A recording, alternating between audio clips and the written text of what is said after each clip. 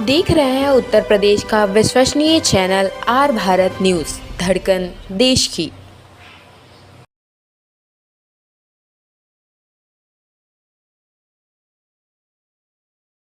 पाया जाता है और मोस्टली मेरे ख्याल से सब लोग जानते भी पुदीने के फायदे क्या हैं, लेकिन आपके माध्यम से हम जागरूक करना चाहते हैं कि पुदीना जो आपके घर में है उसके क्या फ़ायदे हैं, क्या क्या फ़ायदे हैं, और खासकर गर्मी के मौसम में। तो बिना समय गवाए मैं डॉक्टर अमित जी जो आयुर्वेदिक प्रैक्टिशनर हैं उनसे रिक्वेस्ट करूँगा कि हमें पुदीने के फायदे बताएं और खासकर पेट और उससे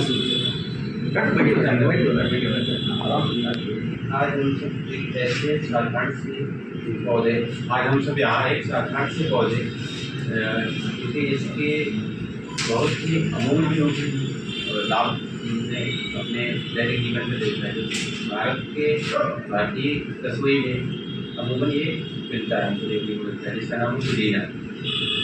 पुदीना एक सबसे भाषा में देखें तो ये पुदीना पत्ते के नाम से और अंग्रेजी में इसको मिंट या मिंट के नाम से आते हैं।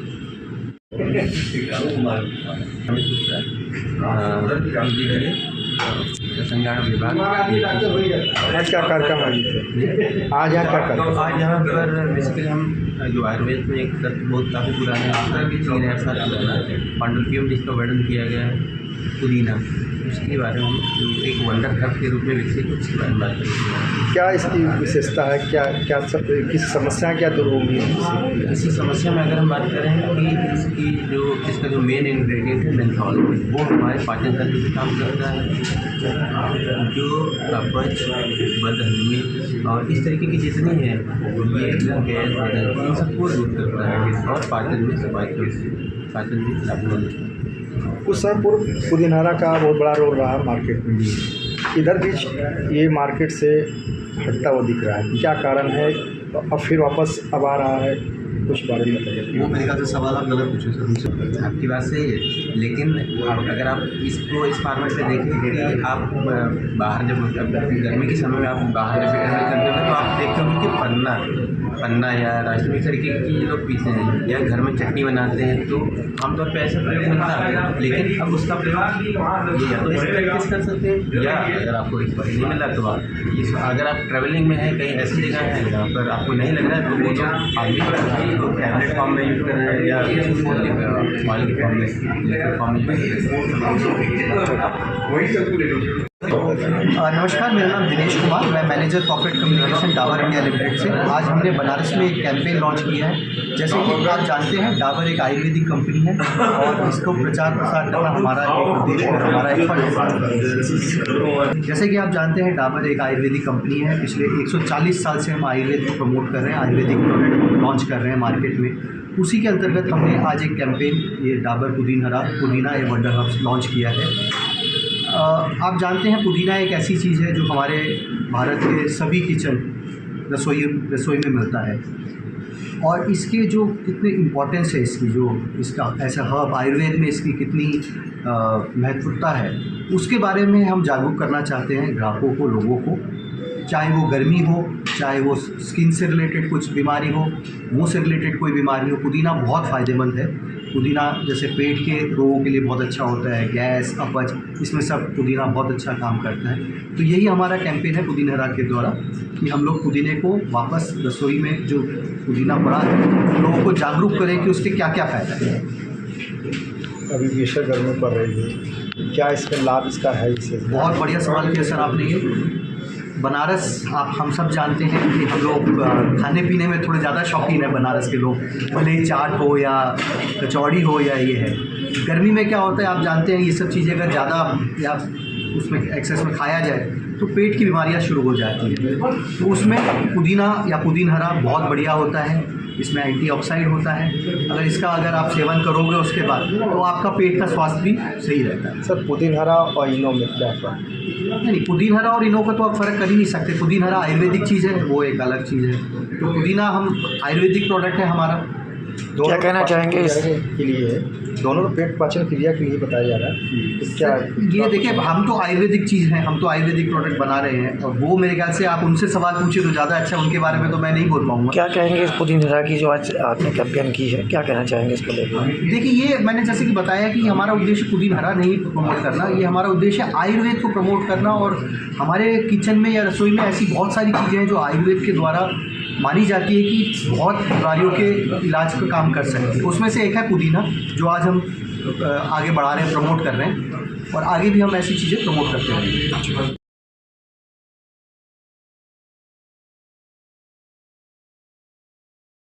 शर्मा है।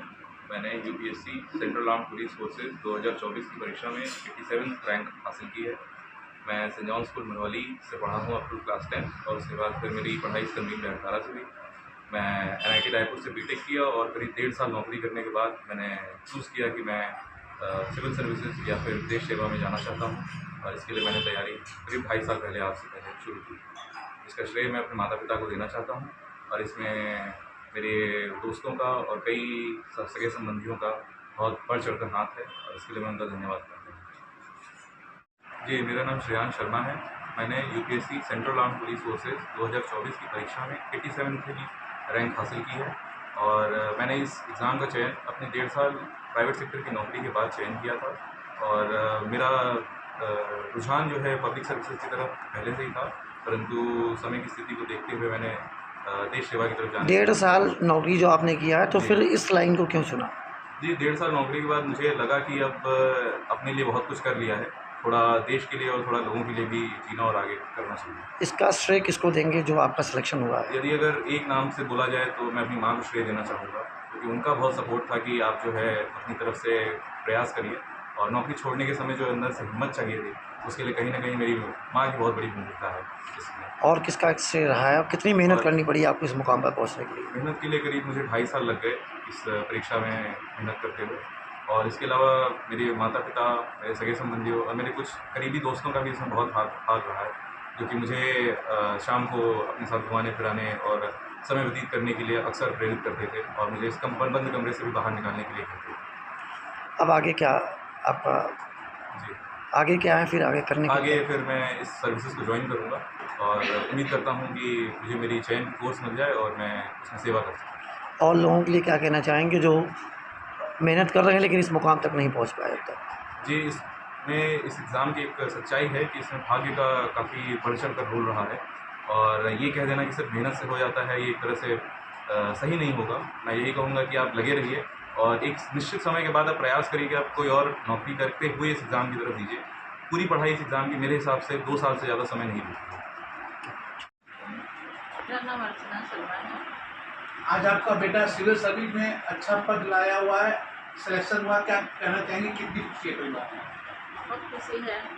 हाँ, संघर्ष करके बच्चे पहुँचे हैं अपनी मेहनत से, वो और प्रयास किए हैं ज़्यादा। मेरा सपोर्ट तो बस गाइड करना था, और ये अपने मेहनत से पहुँचे हैं। खुशी तो बहुत ही है, एक सपना होता है हर माँ का, मेरा बच्चा किसी मुकाम तक पहुँचे, उसके लिए हर माँ बाप प्रयास करते हैं, और सफल होने में बहुत खुशी होती है और भी है।